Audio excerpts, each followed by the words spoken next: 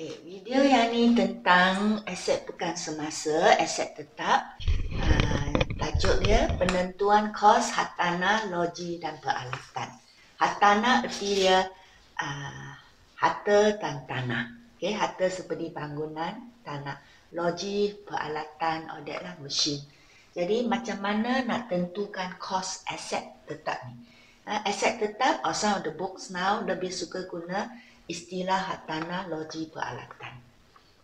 So soalan pun kalau keluar suka tanya definisi. Apakah definisi aset tetap ni? Hartanah, loji, peralatan ni. So definisi dia, harta yang dipegang oleh sesebuah perniagaan untuk diguna dalam pengeluaran. Ini untuk kilang. Kalau untuk kedai, untuk penjualan barang dan perkhidmatan. Demi harta yang kita guna untuk membantu kita dalam perniagaan untuk memperolehi hasil.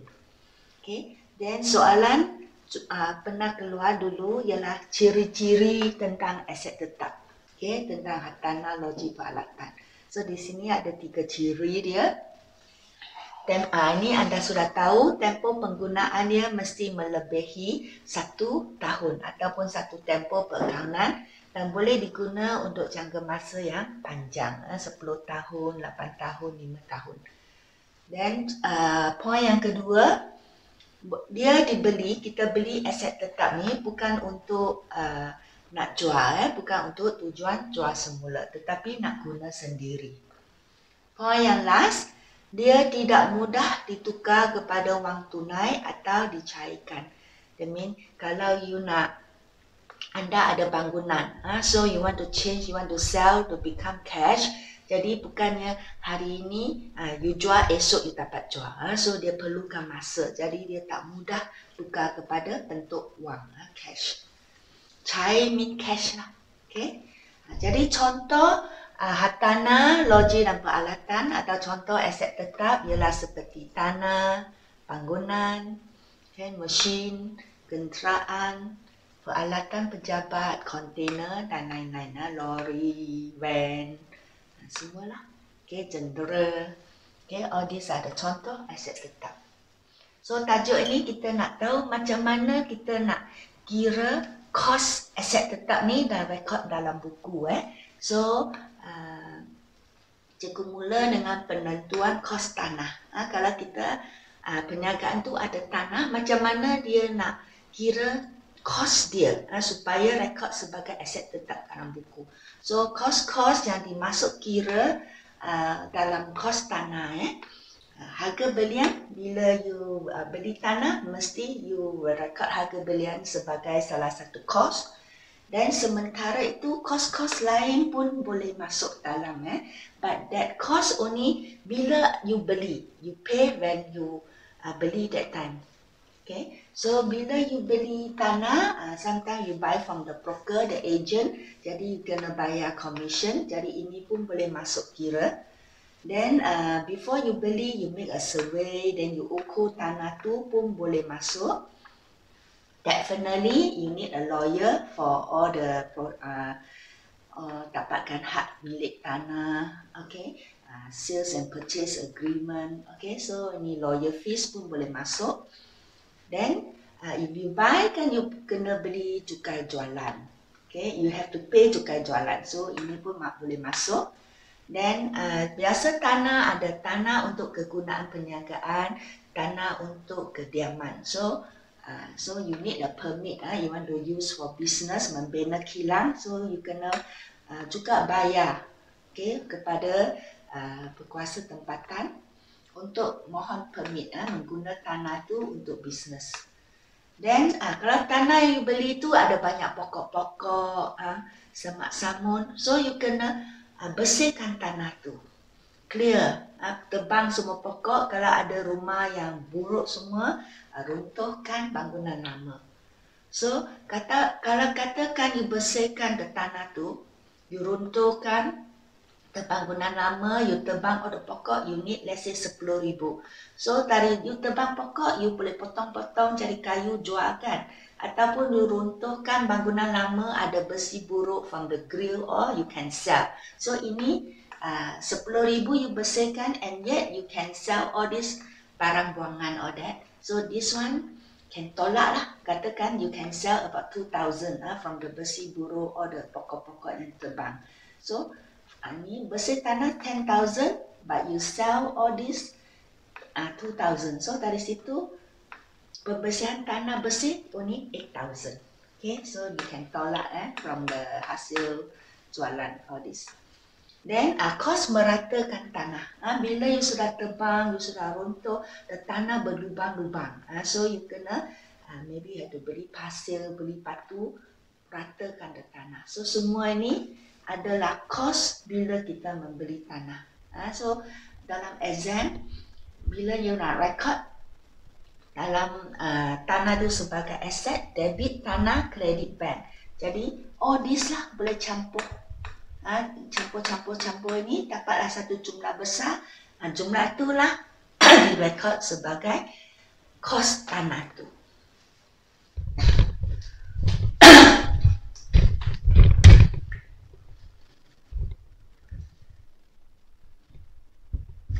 Okay. Macam mana nak kira kos pula kalau kita membeli bangunan?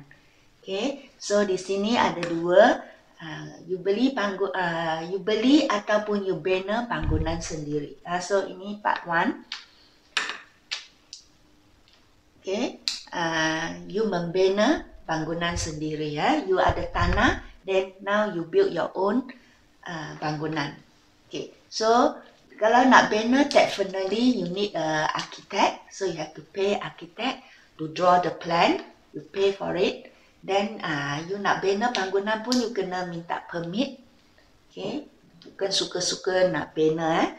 Then definitely kalau you nak bina, you kena bayar kepada kontraktor. So ada kos pembinaan.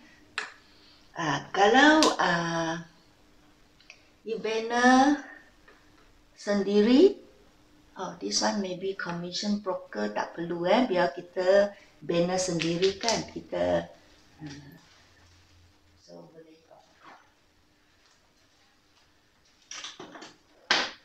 So commission broker boleh potong lah because kita beli sendiri. Tak, kita bina sendiri tak melalui broker. Unless tak perlulah. Okay, biar kita bina sendiri, tak perlu commission broker. Okay, then point yang seterusnya, cost insurance. Okay, semasa pembinaan dan kos faedah pinjaman. Okay. So masa you bina, you have to buy insurance lah untuk melindungi your bangunan for anything happen.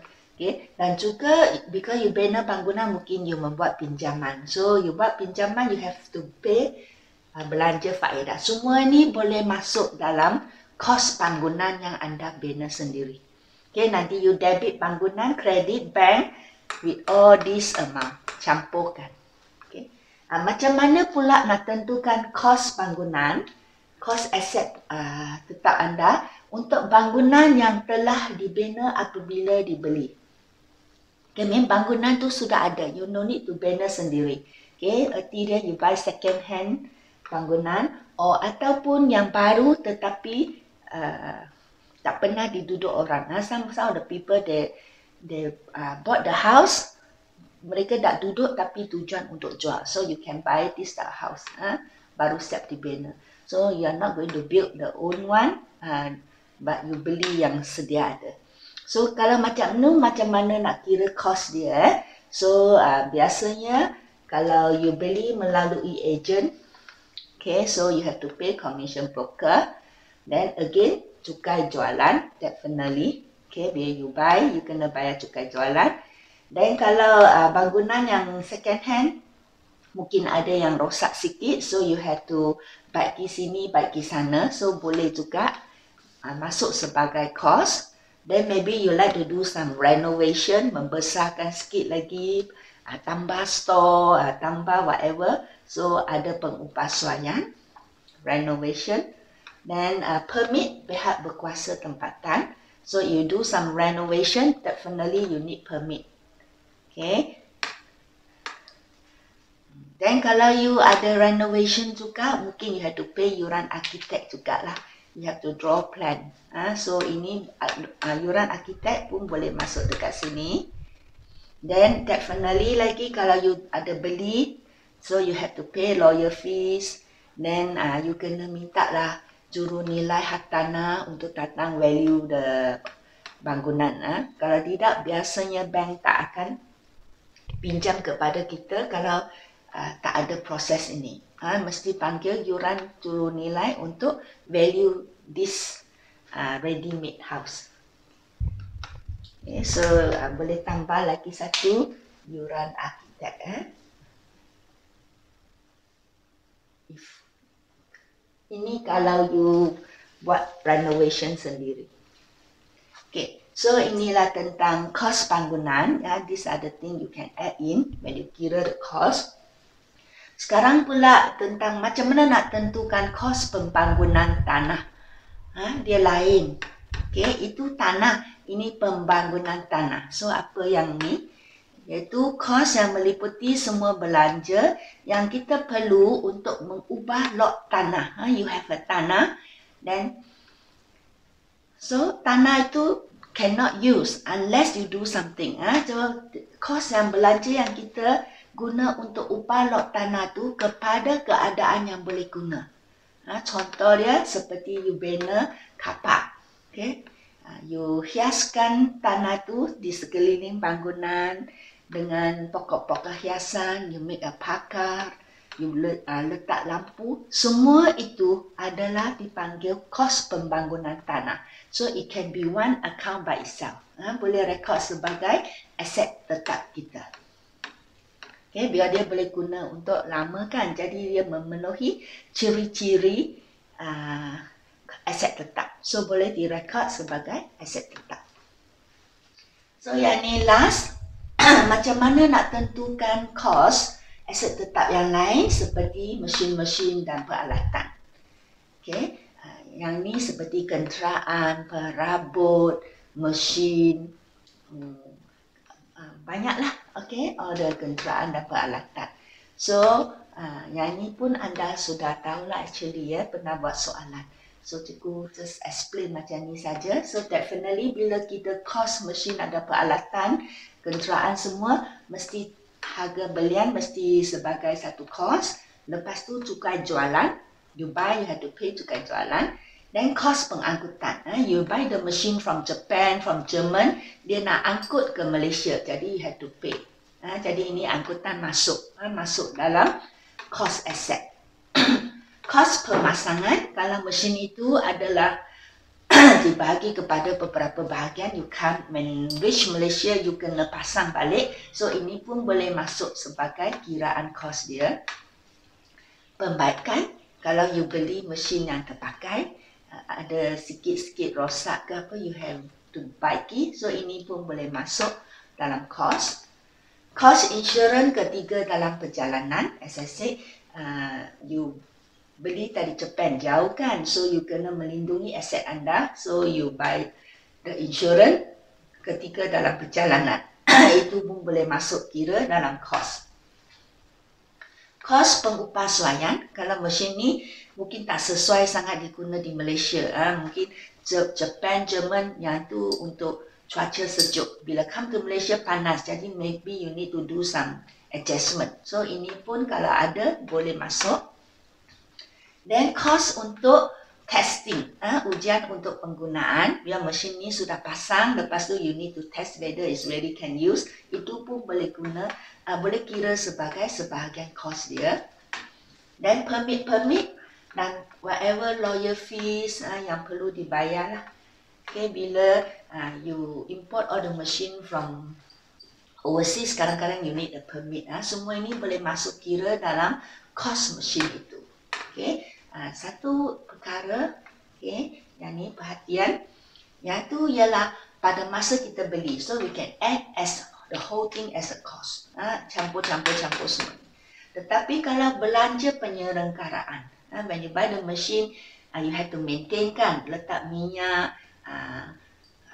bayar road tax kalau kenderaan. So all this, insurance every year, Okay, semua ni bukannya cost asset, kita rekod sebagai belanja hasil atau belanja operasi.